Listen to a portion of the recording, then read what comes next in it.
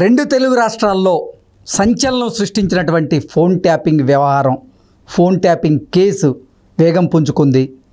Red corner notice కూడా జారీ చేసేలాగా ఈ అంశంలో అడుగులు ముందుకు పడుతున్నటువంటి నేపథ్యంలో అసలు ఈ ఫోన్ ట్యాపింగ్ వ్యవహారంలో ఎవరెవరు అరెస్ట్ అయ్యే అవకాశం ఉంది, ఎవరెవరు జైలు జీవితం గడపబోతున్నారు అనే అంశానికి సంబంధించి మనతో మాట్లాడేందుకు ప్రముఖ రాజకీయ విశ్లేషకులు, ప్రముఖ సీనియర్ జర్నలిస్ట్ సిఎస్ రావు గారు మనతో ఉన్నారు. ఆయనతో మాట్లాడదు.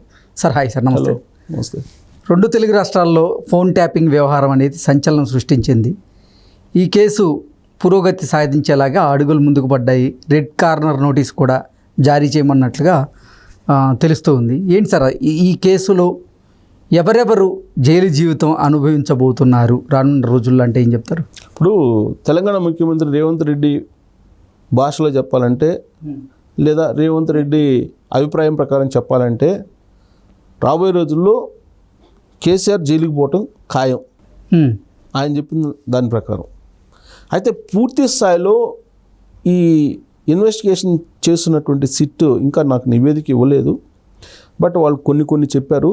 దాని ప్రకారం కీలకమైనటువంటి వాళ్ళు జైలుకి వెళ్ళే అవకాశం ఉందని చెప్పి ఆయన ఈ మధ్యకాలంలో చెప్పినటువంటి మాట. అయితే ఇక్కడ ఎన్నికల సందర్భంగా, లోక్సభ ఎన్నికల సందర్భంగా ఈ కేసు స్లో అయిపోయింది, ఈ కేసు ఇక అటకెక్కిపోయింది, ఇక దీని గురించి పట్టించుకోరు అనేటువంటి అభిప్రాయం చాలామందిలో వెళ్ళిపోయింది. కానీ ఇప్పుడు పోలింగ్ అయిపోయిన తర్వాత 2 days బ్యాక్ ఏం చెప్పారంటే 13వ తారీఖు పోలింగ్ అయిపోయింది. నాకు తెలిసినంతవరకు 17, 18 తారీఖుల్లో పోలీసులు ఒక చిన్న క్లూ ఇచ్చారు. ఏమి ఇచ్చారంటే, మీడియాకు కూడా ఇచ్చినట్టున్నారు, మీడియా న్యూస్ వచ్చింది.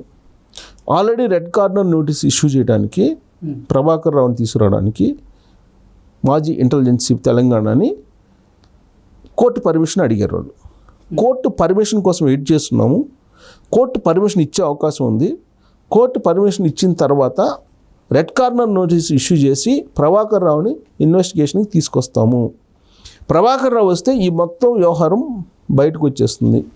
అసలు ఎవరు ఎందుకు చేశారు, ఎవరెవరిని చేశారు, దాని ఉద్దేశం ఏంటి అనేది మొత్తం బయట రావాలంటే కనుక ఆయన రావాలి అనేది చెప్తూ ఉన్నారు.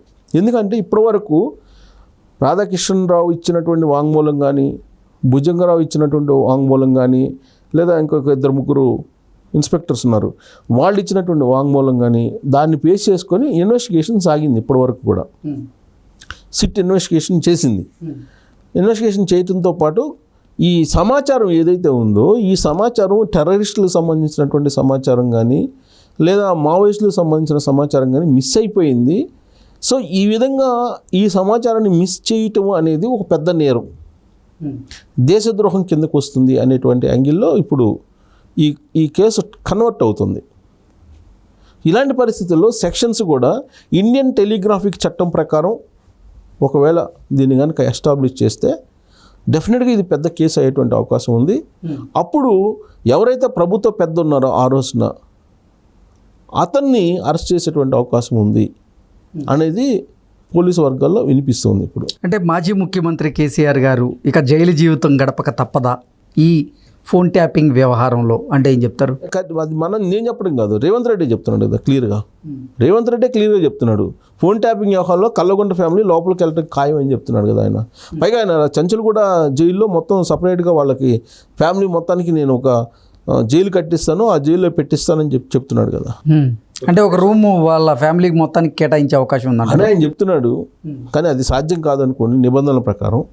ఆయన చెప్తున్నారు అలా కొంచెం రక్తి కట్టించేటువంటి ప్రయత్నం చేస్తున్నాడు. కేసీఆర్ ఏ విధంగా అయితే రక్తి కట్టించాడో ఆంధ్ర వాళ్ళ పేర్లు చెప్పి, ఆంధ్ర వాళ్ళు అని చెప్పి దాదాపు 2.5 దశాబ్దాల పాటు 3 దశాబ్దాల పాటు రాజకీయాలు నడిపాడు ఆయన.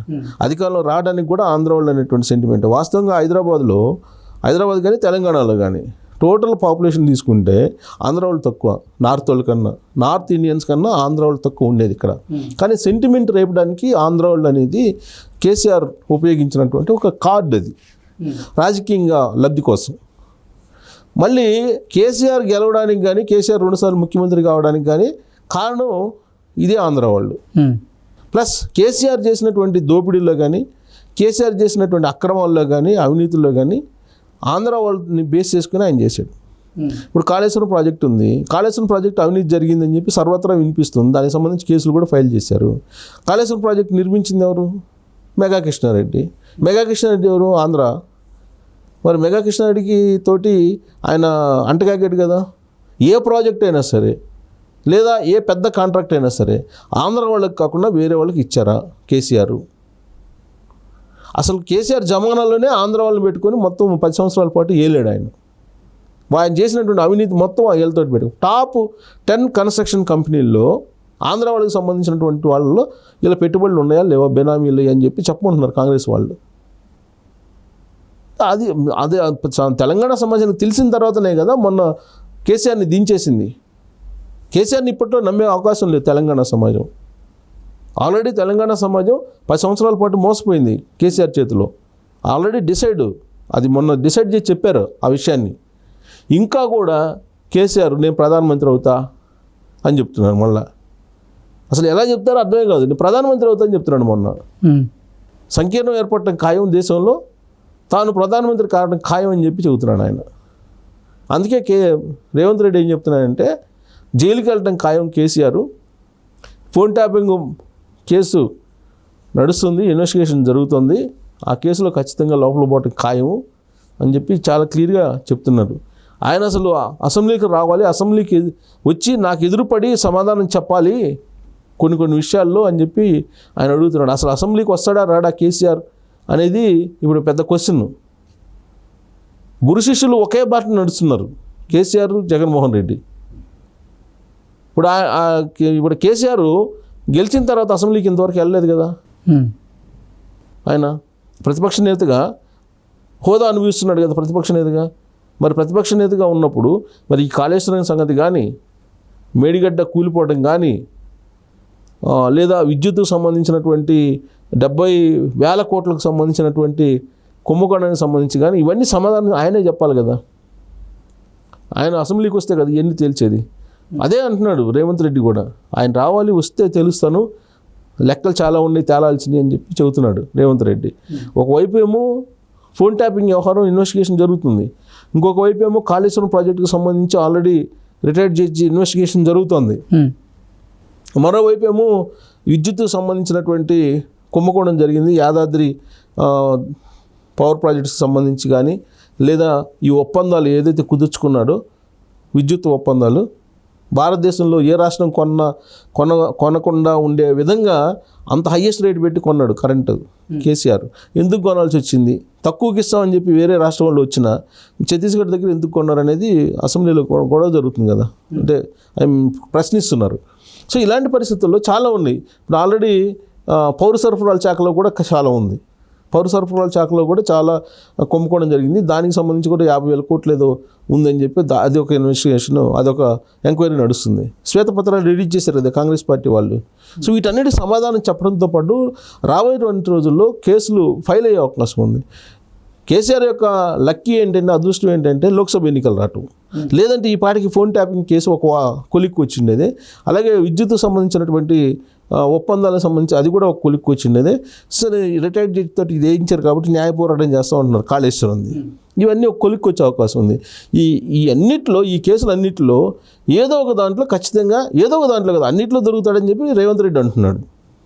ఇప్పుడు పేపర్ లీకేజ్ కేసు ఎటో పోయింది, అది పెద్ద కేసు కదా పేపర్ లీకేజ్ అసలు, అదెటో పోయింది. సరే ఇప్పుడు ఫోన్ ట్యాపింగ్ అనేది నేషనల్లో, ఇప్పుడు ఫోన్ ట్యాపింగ్కి సంబంధించి నేషనల్ టెలిగ్రాఫిక్ యాక్ట్ కనుక పెడితే ఖచ్చితంగా ఇప్పుడు ఆల్రెడీ కవిత అక్కడ పోయి ఉంది, ఎక్కడ జైల్లో, తిహార్ జైల్లో.